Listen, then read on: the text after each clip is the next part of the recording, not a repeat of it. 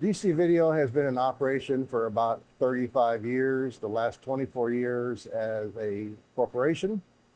We started modestly in a garage in Canoga Park, California, about more than, I guess, about 4 decades ago.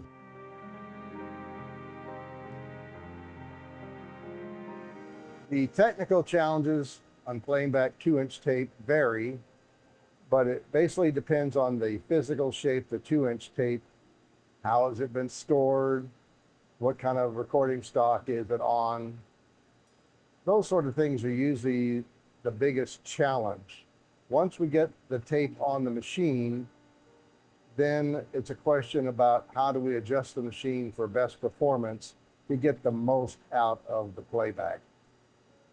Some of these vintage tapes by certain manufacturers had a problem over time in which the binder, which is the agent that holds the oxide particles to the plastic backing, absorbs water molecules.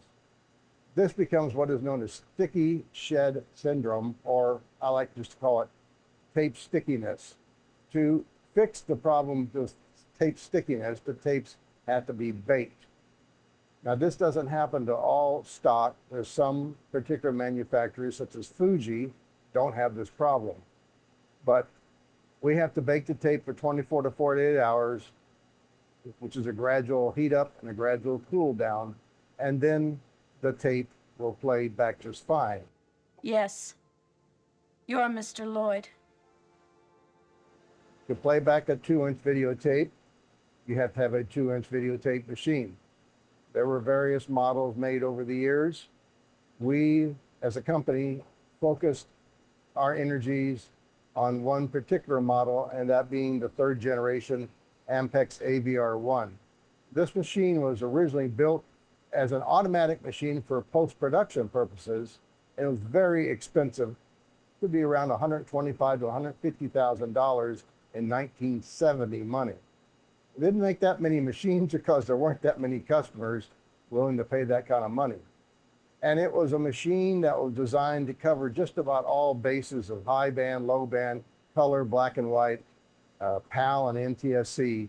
In my opinion, what has turned out to be a great thing for the archival world is that they are the most advanced machine to recover audio and video, and they're also the most gentle on very fragile and old tape.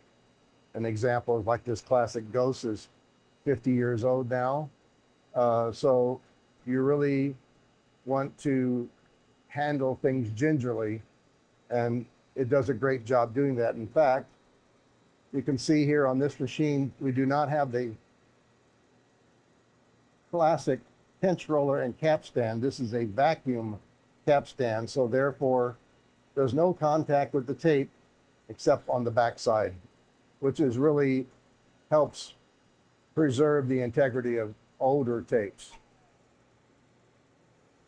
I'm going to demonstrate for you right now a tape that is already threaded up on the machine, but we're going to put it into operation, and I'll point out some things. First of all, this is the supply reel. This is your tape that's going to roll through the transport, video head, audio head, capstan, and to the take-up reel. The heart of the machine is the video head, and when I push the thread up button, it brings up the female guide to put the tape in position for the rotating head. And this rotating video head is riding on a stream of compressed air. In other words, not ball bearings. So that requires an external air compressor to continuously feed compressed air to the video head. Again, it's a contribution to higher quality of the machine. Now, I'll show you one other interesting thing about this. This machine is, like I said, is designed for minimum contact with the tape.